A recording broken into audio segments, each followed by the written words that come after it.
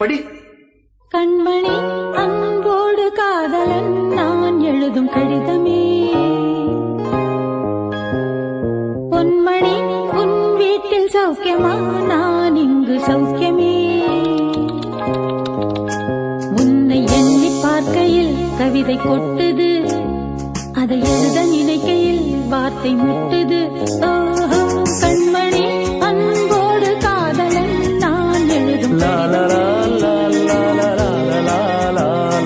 பொன்மணி உன் வீட்டில் சௌக்கியமா, நான் இங்கு எந்தன் காதல் என்னவென்று சொல்லாமல் ஏங்க ஏங்க அழுகை வந்தது. எந்தன் சோகம் உன்னை தாக்கும் என்றெண்ணும் போது வந்த அழுகை நின்றது. மனிதர்